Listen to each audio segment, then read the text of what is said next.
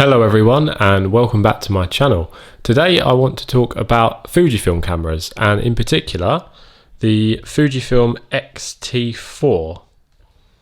Now I can't believe that this camera has already been released for about 3 years now. I think it was released in 2020. It was the update to the hugely popular XT3 and it pretty much took the extremely capable XT3 and added IBIS, improved autofocus, and also a larger battery, which is really handy because obviously we know that the transition to mirrorless cameras haven't had the best batteries, but this camera is an improvement on the XT3. It also is capable of shooting 20 frames per second electronic with autofocus and 4K video at 60p.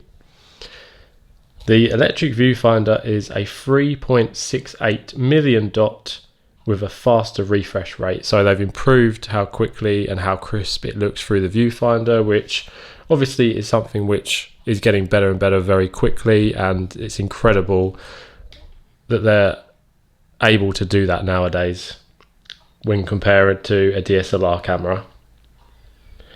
This is one of the joys of using mirrorless, as it feels really seamless, not to mention getting your exposures more accurate with an EVF. Also, something I've noticed about the XT4 is it's actually a bit wider than the XT3, which you'd think would help with the grip, because obviously the grip isn't for everyone, but it doesn't actually change the size of the grip, it's just wider at the base, so it still looks very similar to the XT3, XT2, XT1 in terms of the grip, but you can see at the bottom there and at the sides especially that it is wider. Now I used to have a Fujifilm XT2 and my favorite thing about these cameras is landscape photography. Now the reason that I love Fujifilm cameras for landscape photography is because of the practical manual aspects of it. So you've got your aperture on the top.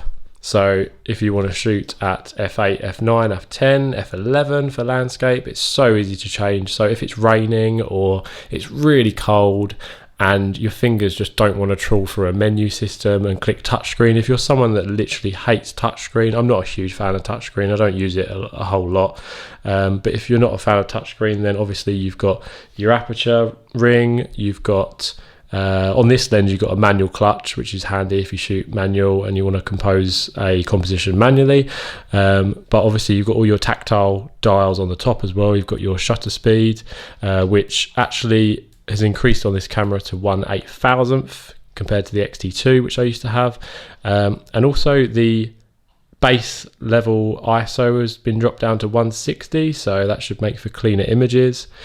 Also with the XT4 I should just mention that it's got dual card slots, so if one was to go corrupt and fail, then you've got a backup one if you're shooting a wedding, for example. Obviously the video features will be handy with videographers as well, and that larger battery will come in handy. So the Fujifilm XT4 coming out in 2020 and basically taking the XT3 and adding IBIS is pretty much all what they were after, really. You know, they wanted an up-to-date camera that had better autofocus, IBIS, and that was about it, really. Some of my favourite photos have actually been taken with Fujifilm cameras.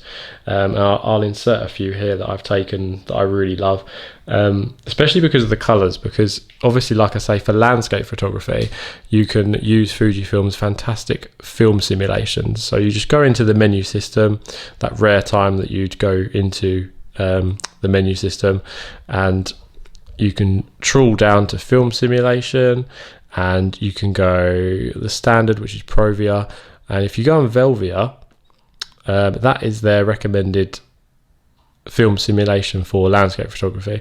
Vibrant reproduction, ideal for landscape and nature, and I've used that as recent as last night when I was playing around with the camera at a rapeseed field, so nice bright yellow field at golden hour, so you had a lot of pastel colours in the sky and you had the lovely yellow tones of the field itself, and it looked fantastic.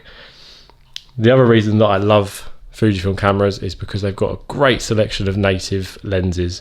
They're just starting to come out with like the Mark II versions, the updated glass from their first ones, such as the 16mm 1.4 weather resistant version, the 56 1.2. They've added the new weather resistant to that as well. They've also come out with a 33mm f1 WR.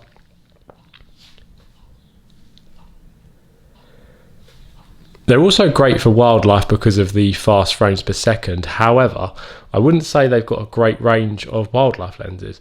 You've really only got the XF 100 to 400 and the relatively new 150 to 600, which give you fantastic range, but obviously it's quite pricey.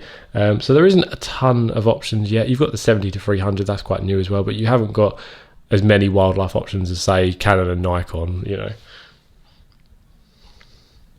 The fully articulated screen that this camera offers is the first in the XT series, so very handy for macro work, very handy for videographers, and when it closes, it's got the same design as the body, which looks very smart, very sleek.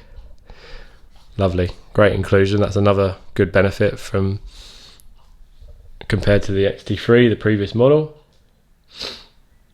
Also with Fujifilm cameras, as you can see, if you're used to shooting with a DSLR and you are looking to go mirrorless, they are so compact. So if you are shooting landscapes or travel, they are so compact. Like, this is a 16-1.4, so the size of this lens, you know, full frame terms, that's 24mm, and you've got 1.4. I mean, this thing is small, you know. This is a small lens, and it offers 1.4, and it's a metal build. It's just fantastic. I mean, you could put this in, you know, in a big coat pocket. This would fit in a big coat pocket.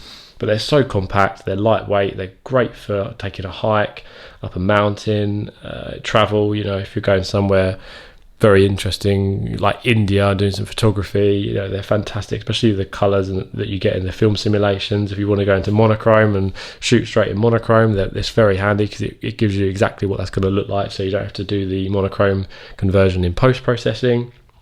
So they're very, very practical, and especially some of their f2 glass and their f2.8s are so compact. Like, they're just so small, you could literally put them in your pocket.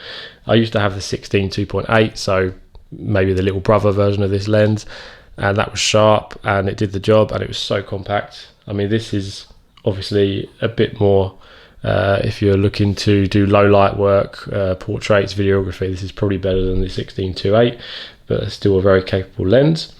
And when you think about the price that you can get some of this great glass at for the Fujifilm system, I'll give you an example. You can pick up a 56mm 1.2 for as little as £414 used. So you'd be getting an 85mm 1.2, and that's one of my favourite lenses I've ever used. Very sharp, wide open. The only thing I will say about Fujifilm lenses is it's only really the zoom lenses that offer the image stabilization. So if you can't afford an XT4 and you've got like an XT1, XT2, XT3 or the X Pro cameras, they don't have IBIS. So a lot of the prime lenses that you get, if you're someone who prefers prime lenses, they're not going to have image stabilization. So that is something to take into consideration if you are looking to jump into the Fujifilm system and you're looking for image stabilization in a lens, and you know you don't have the budget for this certain camera because of the IBIS. That's something to consider. The XS10 also has IBIS, which is a bit cheaper than this camera, but yeah, a lot of the primes don't come with image stabilization, so that is one thing to consider. But yeah, overall the shooting experience that I found with Fujifilm cameras has been fantastic because of the manual aspect of it, and it's so easy and so quick to change settings. I mean, just bringing up your ISO, you know, to 1000, 1600 is so easy. It's so quick as well, especially if you know the situation's changing quick and the conditions have just changed so quick.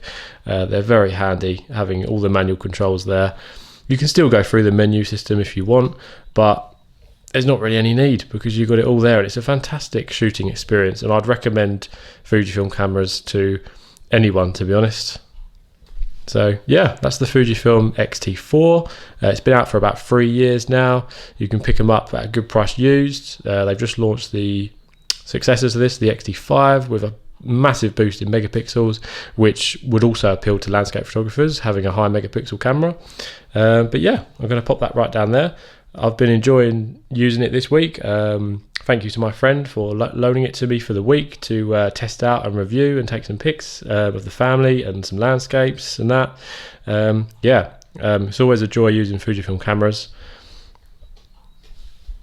Okay, thanks for watching. Take care.